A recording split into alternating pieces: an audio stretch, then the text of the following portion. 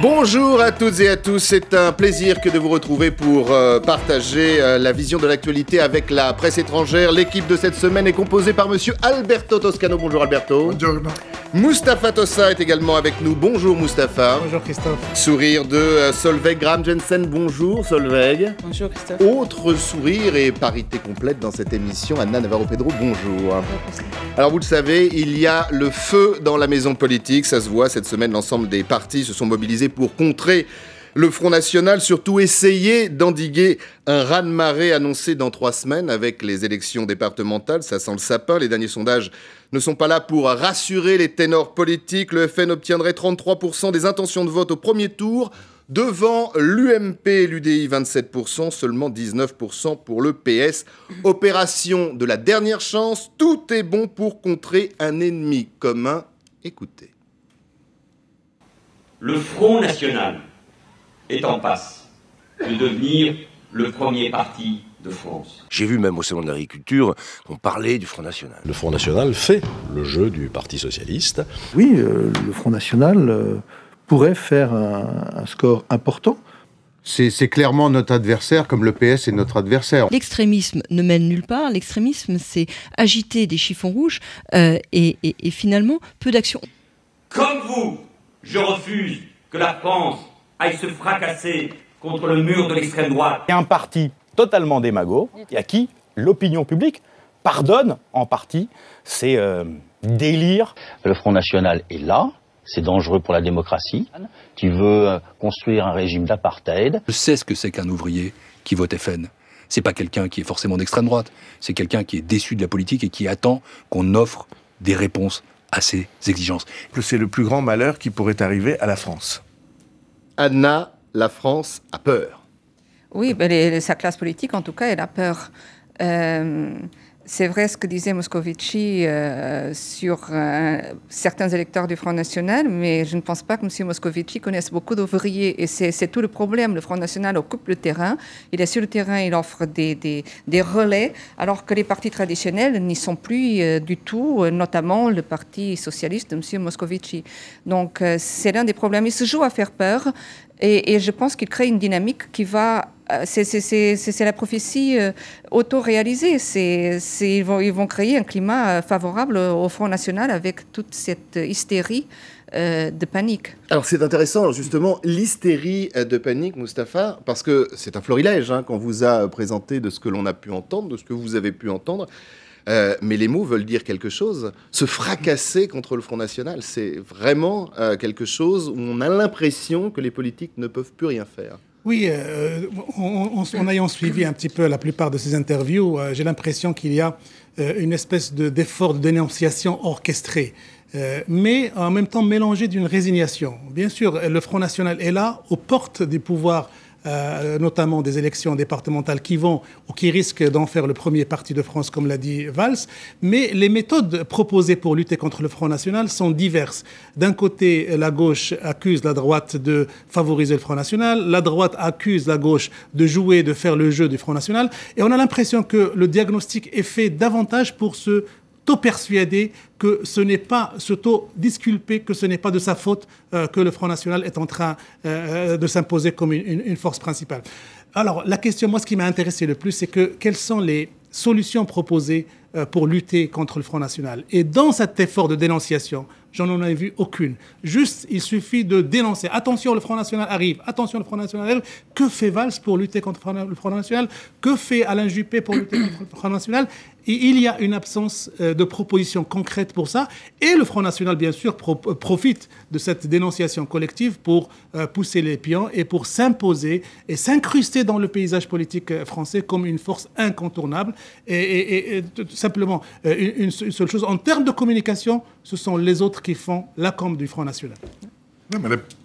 Bon, je pense vraiment que en parlant tout le temps du Front National comme ça, d'abord, les deux grands partis politiques, ils rendent vraiment service au Front National parce qu'ils leur donnent la publicité, ils leur montrent à quel point ils ont peur. Et je pense que les électeurs Front National, vraiment, je pense qu'ils doivent se sentir davantage désireux parce que comment on peut... Désirer. Oui, désirer, c'est ça que je veux dire. Mais vous voyez, ce que je veux dire, c'est... quand même, le Front National, c'est un parti politique comme les autres. On ne peut pas dire que ce n'est pas démocratique de voter pour eux. Quand on vote pour quelqu'un, c'est la démocratie.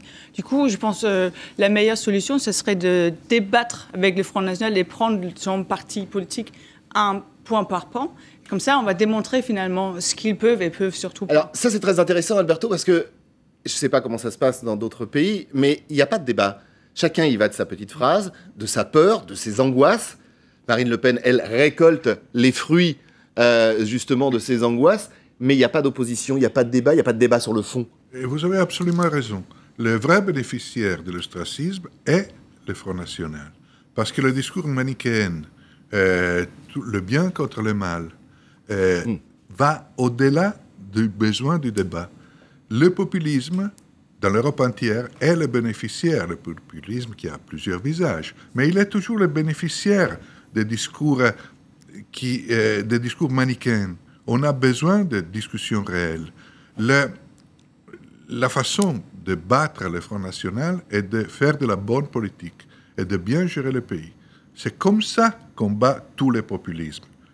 Et si on gère mal le pays, ou si on laisse des doutes dans la gestion du pays, je pense aux affaires qui ont même été présentes dans la gestion du gouvernement de cette législature en France, Cahuzac et compagnie, on donne comme une impression que la machine du pouvoir est corrompue. Et alors, tous les populismes bénéficient de cette situation. Donc l'antidote au populisme, et dans le cas spécifique au Front National, est celui de la bonne politique, de la bonne gestion du pouvoir et de la bonne dialectique politique entre forces républicaines. On va continuer et vos avis sont intéressants sur justement comment lutter contre le Front National et peut-être justement cette absence de réelles réactions ou de réelles propositions de nos forces politiques. Alors du côté du PS, les pronostics, on l'a dit, sont les plus sombres.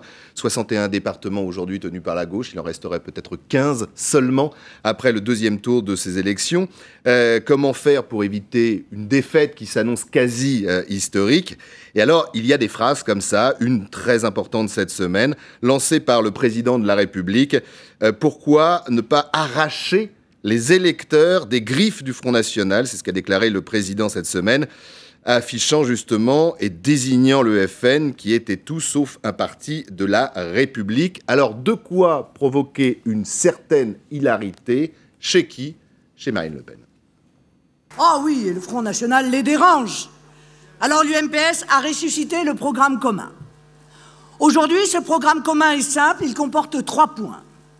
Premièrement, lutter contre le Front National. Deuxièmement, attaquer le Front National. Troisièmement, combattre le Front National. Du caviar.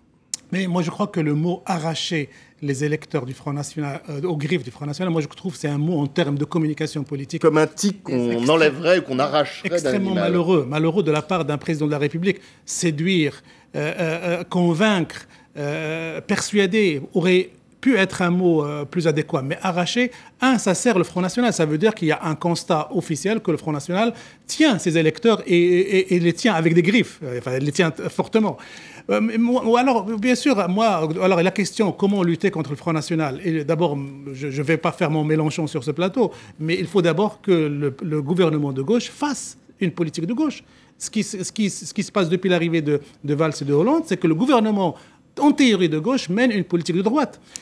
Résultat, l'opposition de droite n'a pas d'alternative à droite. Elle est en train de chercher une politique à courir derrière l'extrême droite. Et donc là, on a les lignes de clivage politique sont en train d'être déplacées et on arrive à ce constat. On a l'establishment, PS, UMP, et le Front National. Donc il y a une situation qui a été créée par une gestion politique. On revient justement sur les mots arrachés et également le fait que, selon François Hollande et d'autres, on les écoutera bien évidemment, le FN est tout sauf un parti de la République. Je crois qu'il y avait un message subliminal aussi dans les déclarations de François Hollande. C'était un message aux électeurs de gauche qui sont tentés par l'abstention. Parce que, évidemment, comme disait Moustapha, il n'y a pas d'application d'un programme de gauche tel qu'il a été promis lors des élections présidentielles.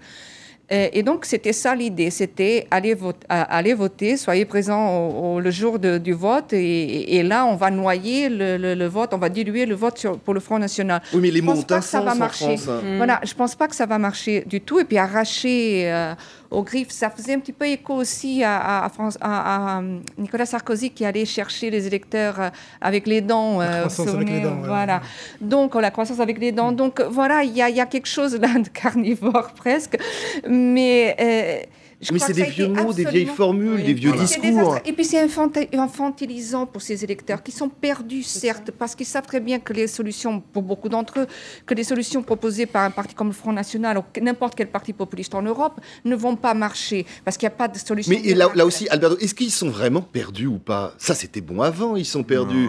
Non, vous êtes le premier parti aux Européens, quand vous avez 11 millions d'électeurs. Tout d'abord, ils étaient effectivement le premier parti aux Européennes, donc il ne s'agit pas de faire du Front National le premier parti, parce qu'il l'est déjà.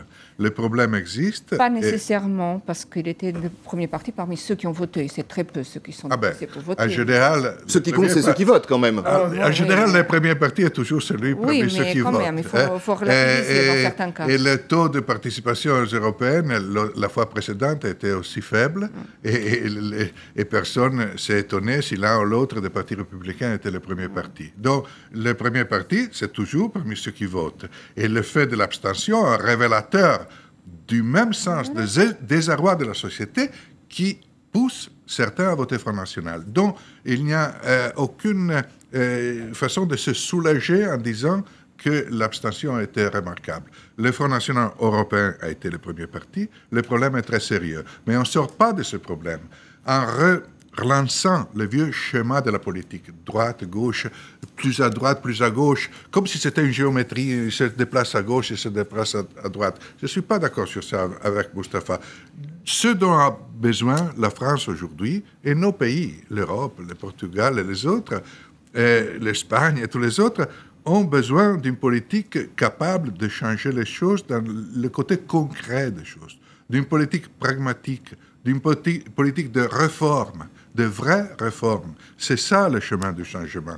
Et c'est ce chemin qui pourra relancer l'économie et amener à remettre de l'ordre dans l'état social, dans notre système de protection sociale. Et c'est ça qui nous permettra, je l'espère, d'enlever de l'oxygène au vote protestataire de l'extrême droite. On en reparle dans quelques instants. Malheureusement, je crains que ce ne soit pas le sens que donnent nos politiques à leur action. On parlera d'ailleurs, pour être concret, de FNPS dans quelques instants. Il y a un beau dessin qui illustre pleinement notre débat tout de suite.